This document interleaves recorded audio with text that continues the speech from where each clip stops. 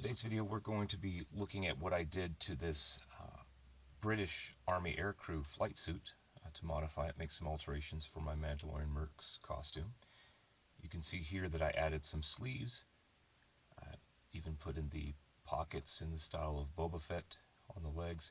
I'll probably get rid of these zippers on the bottom, but you can see these were Wizard of Flight patterns that I sewed. I even put a denim liner, added some Velcro. This right leg, it's a little smaller because I want to leave enough room for a tie-off for a drop rig holster. The sleeves, these were a pair of cargo shorts that my girlfriend was more than happy to see me get rid of. I repurposed the pant leg and added them to the sleeves. You can see here I even added that pocket there. Can hold a cell phone or battery, whatever I might need to use in the future. I also had to add a gusset on the sides because it was a little tight across the chest. I added a 1-inch gusset on either side, and that's what we're going to be looking at today. I'm going to add a gusset to the crotch area just to give me a little more room. So again, this didn't fit exactly the way I wanted, but it's better than building one from scratch. So I popped the seams on the inseam in the crotch area, and once you have removed the threads there, you want to measure from the center point down the inseam. So I'm picking one leg of the inseam here, figuring out how much material I need to add to make this a little more comfortable. Again, it fit almost perfect, but I just couldn't stand up straight without feeling a little discomfort in the crotch area. So I measure 9 inches down one inseam, just to give you a visual of what we're going to be doing. Then you'll repeat that on the other side.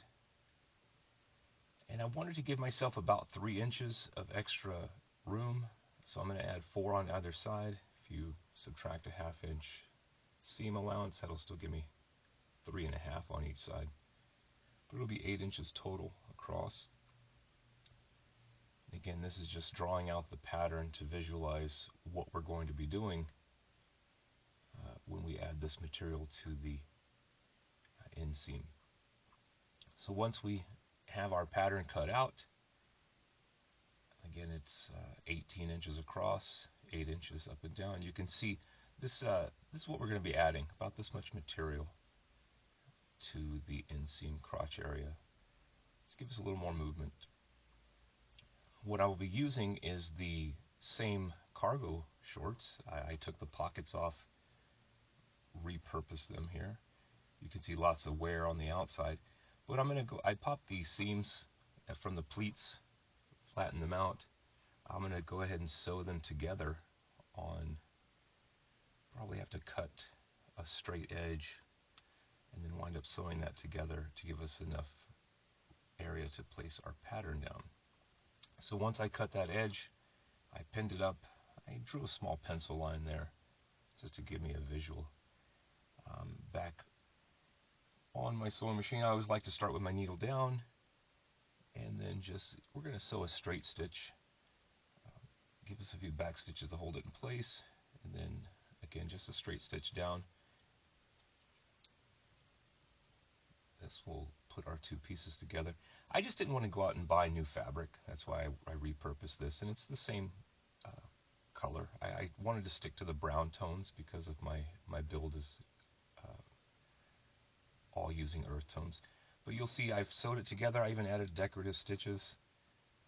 They're not going to make it a stronger stitch, it's just to make it a little more appealing, although most people won't see this at all. Once we lay our pattern down, you can see we have enough room with our fabric. Again, those are those decorative stitches. If you know anything about sewing, you know that it's the original straight stitch that's holding those pieces together. Once we trace that, I went ahead and sewed. One of the reasons I put that decorative stitch also was to hold those seams down in place. So I went ahead and cut this out. You'll notice those orange-handled scissors.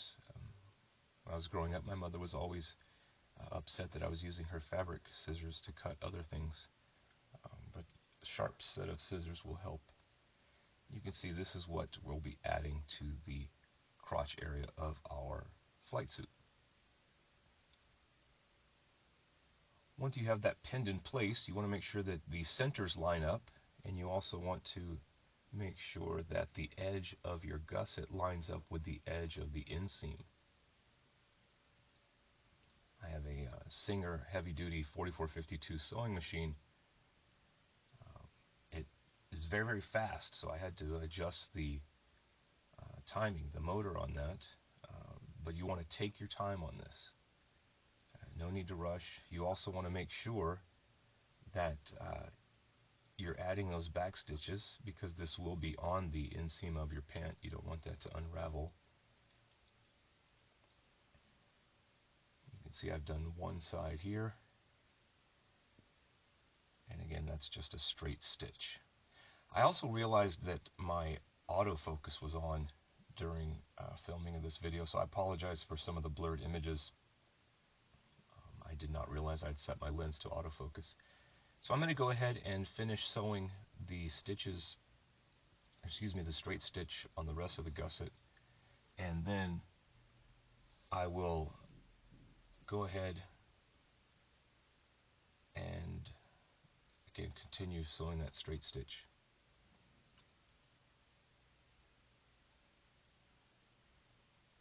That's one leg done. We'll go ahead and pin the gusset to the other side of the leg, and again continue sewing straight stitches. You want to take your time again on this, making sure that your edges line up, and also that no fabric has doubled over and folded underneath. If you've ever sewn before, you'll realize how frustrating that can be. You have to pop those stitches and re-sew. So you want to take your time, make sure that nothing's underneath the two pieces you're sewing together. And you can see I've sewn the gusset to the inside, and we've added quite a lot of material. So I've taken this over to the ironing board. You can see what it looks like on the outside, and given us a lot more room to move around. This is what it looks like hanging up. It's a little saggy, but most of this area will be covered by the cod piece, but it will give me the room that I need. You can see here as I have it on, the cod piece will cover most of this area, but will give me a lot of extra fabric to move. If you guys want to follow me on this build, go ahead and subscribe. I'll be updating all of my Mandalorian merc costume videos. You can also see that I added a centerpiece here. That is just to cover the zipper and the pockets. I don't want those to be visible. Again, this is a modification, alteration to an existing flight suit, much easier than building one from scratch. And you can see where we put our gusset there. So again, if you wanted to follow me and the build that I have on my own personal costume, go ahead and subscribe. Hopefully you learned something in this video, and appreciate you guys watching.